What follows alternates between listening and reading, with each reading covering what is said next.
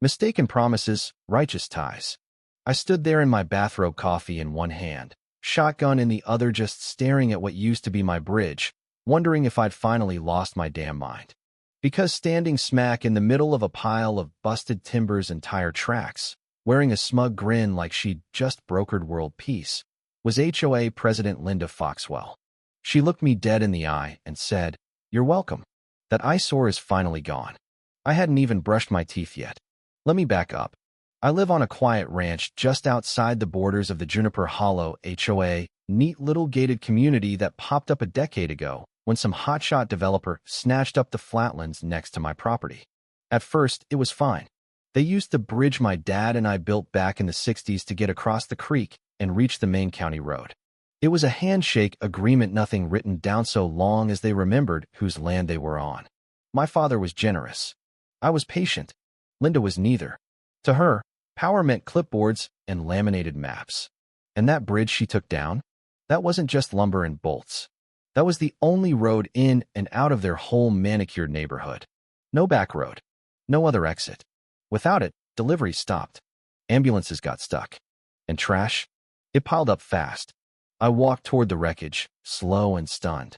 "Linda, you did this." She held up some manila folder like it was a holy text. "The board voted. We had a contractor out this morning. Your bridge was unsafe. A hazard. But it was on my land," I said. "You didn't have permission." She shrugged, confident. "This paperwork says we have access rights." I didn't even glance at the documents. I stared past her at the busted wood and the cold trickle of creek water. Then back at her. "You just destroyed your neighborhood's only way in or out. And I own every inch of it." The smile faltered. "It's not a big deal," she said quickly. "We'll build a new one." "Where?" I asked. "Unless you've got a zip line in that handbag, you're stuck." She folded her arms. "You're just trying to scare me." "No," I said, stepping closer. "I'm just enjoying the show." And oh, what a show it became. Day of reckoning. Right as she got a call, one of her neighbors was having chest pains. Paramedics showed up, only to realize they couldn't get across the creek. One looked at me, confused. "That your land?" "Sure is. Cross if you've got wings." They called for a chopper.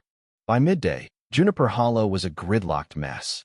People were yelling, pacing in robes, missing appointments, waving at helicopters. Someone even tried to launch a kayak across the creek. I sat on my porch, sipping cold coffee and watching the chaos unfold. That night, the local news showed up. I gave the short version. They bulldozed a private bridge. Without permission. On my land. The anchor's eyes lit up. HOA president leaves community stranded. That headline ran for days. Legal storm. I called my lawyer, Frank Dearden, a rancher's best friend. When I told him what happened, he asked, "Want civil or criminal charges first?" By noon the next day, Linda was in hot water. My legal complaint hit her desk just as her own board turned on her. Old Marv Dutton stormed out of a meeting, shouting, "You bulldozed our way of life." The HOA tried sending over a junior lawyer, young, tan, sunglasses at dawn, to slap me with a cease and desist. I didn't even take the papers. "Cease what?" "I didn't tear down a bridge." He huffed off. I called Frank again. He laughed. "Good. Let him push harder. Gives us more rope." We filed for property damage and trespass. That night, Linda was on the news again, but now the headline read, "HOA president investigated for felony vandalism." The turn. Linda tried PR spin. Claimed it was an emergency demolition. Unfortunately, she'd bragged a month earlier in the HOA newsletter about the bridge being a charming legacy of local history. Oops. A retired engineer in the neighborhood, Dean Keller, started a petition to remove her as president.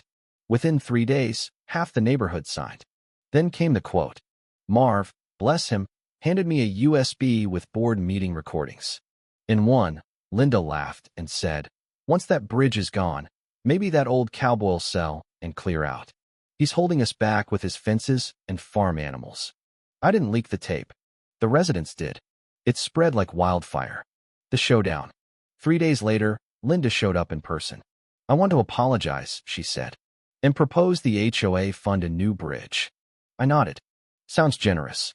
But let me ask, what if I tore down your house without asking, then showed up with blueprints and a check?" She didn't answer. I gestured to the hill. "Gate stays locked, Linda." Fallout. After that, the residents ousted her. Trash piled up. Delivery services bailed. People started hiking across the creek for groceries. I built a gate, 10 feet tall, welded steel, mounted a sign, private ranch, no HOA access. Trespassers will be towed by horse. Just in case, I kept my old Appaloosa tied up nearby. Folks got the message. When the HOA tried building a bypass road through the wetlands, the county slapped them with a massive fine. Their reserves were drained. Insurance premiums spiked. One guy's policy tripled. Another family was labeled high risk overnight. Quiet victory. Linda's final act? A lawsuit claiming historic access rights based on a handshake with my late father. Frank barely blinked. She brought a pamphlet to a court case. We showed up with photo albums of Dad and I building the bridge, blueprints, and proof the land was always private. The judge asked one question. Do you have anything signed by the landowner? They didn't. Dismissed. Plus, she had to pay damages. Linda disappeared. Legacy. A few weeks later, I paved a gravel pullout near the creek and set up a farm stand. Tom's Honest Veg. The tomatoes sold out daily. The news came back, curious again. I told the story straight. No drama. Just the truth. Then came the letters from across the country. People saying it gave them hope. Some just wanted tomato tips. One offered to send me a llama. I passed. Eventually, a conservation group bought the HOA land to convert it into a protected wildlife corridor. I stayed on as a consultant. That land, it healed. Wildflowers returned. Foxes, herons. Kids came to fish at dawn. I built a quiet little pavilion with a plaque that read, "For those who build bridges that outlast them." And that was enough.